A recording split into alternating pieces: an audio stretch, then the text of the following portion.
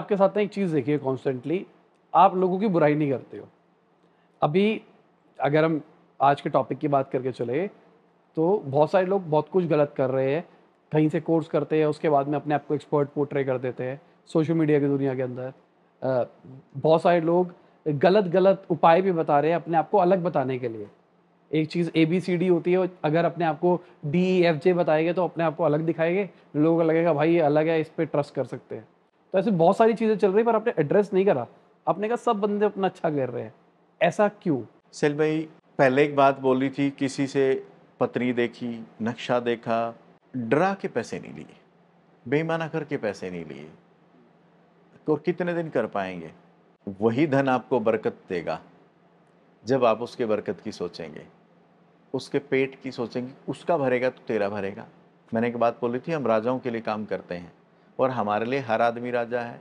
अगर वो राजा है, उसको मैं अगर सलाह दे रहा हूँ, तो कहीं ना कहीं मैं उसकी जो सल्तनत है या उसका जो राजपाट का जो वो है, कहीं ना कहीं तो मेरा भी कुछ होगा। तो उसके भले की सोचते सोचते अपना भला होता है। किसी की बुराई करके, अरे उसने तेरा ये खराब कर दिया, खराब कर दिया। भाई मैं ठीक करने आया हूँ कि बुराई करने आया हूँ? ठीक करने आया हूँ। जो मेरा काम है मैं वो करूँ।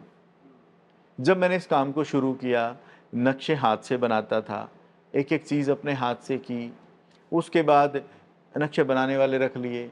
लोग कुछ ने ये भी कहा, यार इतने पैसे तो, लाख रुपए 2 लाख रुपए तो नक्शे वाले के पास चले जाते हैं, तो तू खुद क्यों, पहले भी तो खुद बनाता था। आप एक चीज़ में मास्टर हो सकते हैं, और मैं जिस चीज़ का मास्टर हूँ वो मुझे पता है। नक्शे भी मैं बना लूँ, रेमेडी भी मैं लगा दूँ, पत्थर काट के मैं लगा दूँ, पॉसिबल ही नहीं है। आप सिर्फ क्या, आपका अपना डोमेन है, आप सीट पे बैठते हैं, इंटरव्यू लेते हैं, बाकी आप सारे काम नहीं करते, क्योंकि आपका काम, आपका जो काम है उसी में बेस्ट करें। तो मेरा काम क्या है? कंसल्टेंसी देना, सामने वाले का भला कैसे हो, सिर्फ उतना करना। किसने क्या किया मैं तो उसको थैंक यू बोलता हूँ, तो वो कर गया, तभी तो मैं यहाँ हूँ। Second, astro vastu. Third level में 2D 3D रेमेडी। आपने कई बार मेरे से पीछे बोला कि कुछ रेमेडी बताओ, कैसे रेमेडी बताएं। रेमेडी बताने से पहले ये 2 लेवल कंप्लीट होने चाहिए।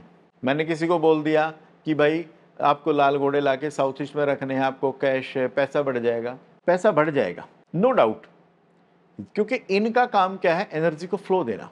अगर घोड़े को दौड़ने के लिए नीचे पक्की सड़क चाहिए, और पक्की सड़क का मतलब है घर के अंदर बेसिक बैलेंसिंग होनी चाहिए, एस्ट्रो वास्तु होना चाहिए।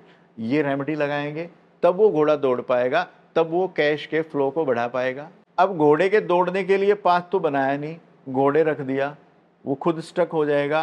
किसको स्टक कर देगा? पेमेंट को भी। वो जो फ्लो बढ़ाने वाला था वो खुद बेचारा मिट्टी में पैर मार रहा है, वो दौड़ ही नहीं पा रहा, तो पेमेंट कहां से दौड़ा देगा? तो इसलिए जब तक बेसिक बैलेंसिंग ना हो, किसी भी सिंबल के रेमेडियल पार्ट पे ना जाएं।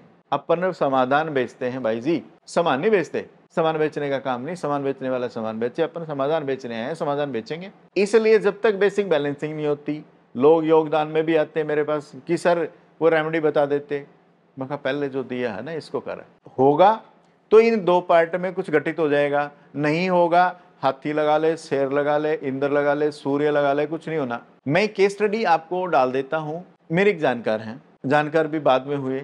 मैं और मेरे एक मित्र हैं, सुबह सुबह का समय था, मेरे को अपनी ही पत्री के अनुसार 2 हिट को ब्रेक करना था। तो मैंने सोचा मैं यार 2 गमले ले लेता हूँ, इसमें छोटे छोटे पोट लगा दूंगा अलग अलग कलर्स के लिए।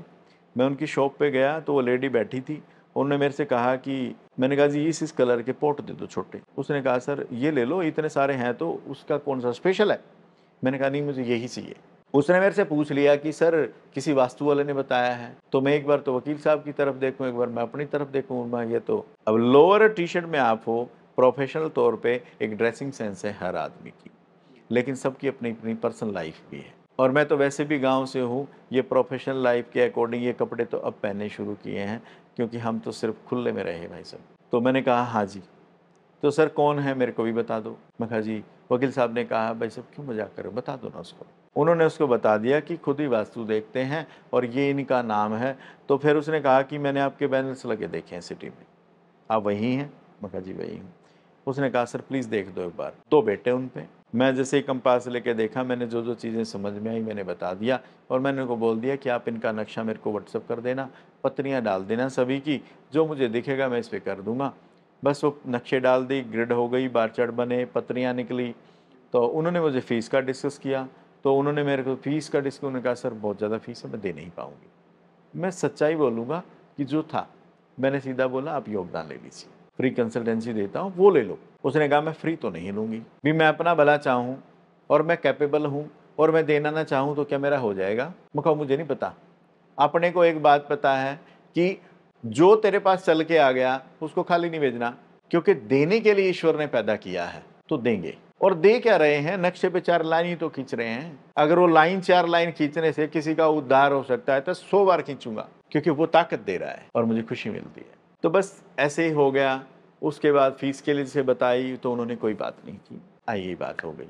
एक दिन ऐसे ही उसका फ़ोन आया कि सर वो बेटे का आईलेट था और वो क्लियर नहीं हो पा रहा है, बड़ी समस्या हो गई है और इसका जिद है कि मैं जाऊंगा। ऐसे ही मैंने बोल दिया कि आप ये डॉक्यूमेंट उठा के यहाँ रख देना और जिस कंट्री में जाना चाहता है उसका फ्लैग यहाँ लगा देना आप। वो डॉक्यूमेंट रखे थे, फ्लैग वहाँ लगा था। 1 हफ्ते के बाद उनका फ़ोन आता है, सर बेटे का आईलेट क्लियर हो गया, वो मई में जाएगा। मैंने ज़मीन को चुचकारा कि भूदेवी तू कुछ करती है, भी मैंने जो बोला वो तूने सार्थक कर दिया, तो इसलिए मैं थैंक यू तो तेरे को ही बोलूँगा ना। तो उसके बाद फिर ऐसे ही उनका फ़ोन आया 1-2 महीने बाद कि सर एक प्रॉब्लम हो गई। मैं कहा जी क्या हुआ अब? कि प्रॉब्लम ये हो गई कि हमारे पास ज़मीन भी, घर भी, सारी चीज़ें हैं, लेकिन ना लोन नहीं हो पा रहा। हमारी तो लिमिट वगैरह भी काफ़ी बैंक से अच्छे ताल्लुकात हैं। प्रॉब्लम क्या है? कि प्रॉब्लम ये है कि अंतकाल होना है और अंतकाल के लिए डॉक्टर वो जो पटवारी लोग हैं वो हड़ताल पे हैं। 1 महीने भी चल सकती है, 15 दिन भी चल सकती है, तब तक ये बेटा लेट हो जाएगा, पैसे कहाँ से लाएंगे? मैंने कहा जी कौन से बैंक से कराना चाह रहे हैं?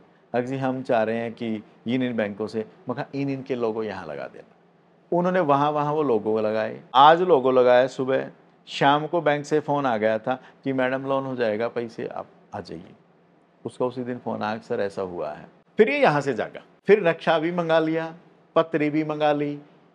वो मेरे लिए केस स्टडी है। मैंने आपको एक बात बोली, जब तक स्वयं अनुभव नहीं कर पाओगे, दूसरे को अनुभव नहीं करा पाओगे। मेरे लिए तो मेरा अनुभव है कि मैंने कौन सी दिशा में कौन से कागज रखे, कौन सा फ्लैग लगाया, कौन सा लोगो है वो किस दिशा में लगा दिया। क्या सबकी पत्री में ऐसे लगा दूं, सबको घटित हो जाएगा? नहीं। फिर उसकी पत्री से अलाइनमेंट किया, कौन सी महादशा चल रही थी, कौन सी अंतरदशा चल रही थी और कौन सा प्लेनेट कहाँ बैठा था और किस राशि में डॉक्यूमेंट रखवा दिया कि उसका काम हो गया। इसे एस्ट्रो वास्तु बोलते हैं।